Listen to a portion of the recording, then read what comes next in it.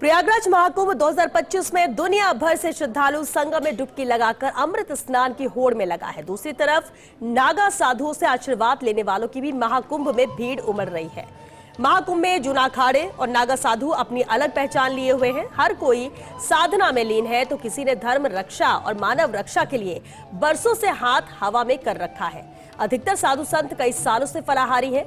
इस मौके पर महाकुंभ में जूना अखाड़ा के साधकों से खास बातचीत की हमारे सहयोगी विनोद सिंह चौहान ने। महंत हमारे साथ हैं और आप देख सकते हैं बरसों से एक साधना में लीन है और इन्होंने अपना एक पैर जमीन पर और एक हवा में कर रखा है। महाराज श्री कितने साल हो गए? हमको फलाहारी तो हो गए 13-14 वर्ष और खड़े तो हम आज हमको 12वां दिन हुआ है। कोई ऐसी परंपरा, कोई ऐसा रीति रिवाज की गुरु दीक्षा देता है उसके बाद शिष्य को पैर एक खड़ा ही रखना पड़ता है? हाँ, ये हमारे सिद्ध महापुरुषों यानी गुरु मूर्तियों से चला आया है। हठ योग यानी योग, भजन, संध्या, अपना जप तप, उसी पद चिन्हों पे हम भी चल रहे हैं। तो इस महाकुंभ से आपने शुरुआत करी है, इस महाकुंभ से एक पैर पर खड़े रहने की शुरुआत करी है ताकि आप गुरु दीक्षा को पूर्ण कर पाए। हाँ, ऐसा भी है, यानी हम हमारे विश्वास अर्जित करते हैं गुरु मूर्तियों के प्रति। संकल्प लिया ता जिंदगी एक पैर पर ही खड़े रहेंगे। हाँ, ये हरि की इच्छा जब तक शरीर में सामर्थ्य है।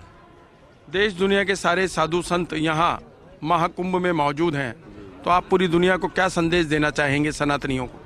सभी सनातनियों को संदेश देना चाहते हैं, अच्छी बात है। आपने इस योग्य समझा तो हम संदेश देते हैं समाज के लिए, संसार के लिए, कि आज हमारे समाज में भाषा का बहुत बड़ा परिवर्तन हो गया है। जैसे कि खुले शब्दों में बाबाजी शब्द है, उसको दुनिया बाबा कहती है, बोले बाबा, तो ये शब्द गलत है। क्यों?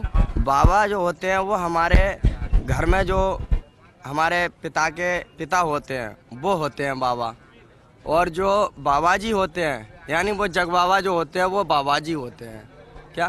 तो यानी हमारे शब्दों में जैसे भोजन के लिए हम खाना बोलते हैं, तो खाना शब्द हमारी पद्धति का नहीं है, तो हमारी पद्धति का यानी शब्द है भोजन। इस प्रकार बहुत से शब्द हैं हमारी समाज के संसार में, जो बहुत सिस्टम बिगड़ गया शब्दों का, और हम उसको अटूट तरीके से बोलते हैं तो वो शब्द बेकार भी हो जाते हैं, यानी उनका कोई अस्तित्व तो नहीं है संसार में। आप कहना चाहते हैं युवा पीढ़ी को संस्कारवान बनने के साथ ही वर्णमाला का ज्ञान भी आवश्यक? हाँ जी, हाँ जी, बहुत जरूरी है।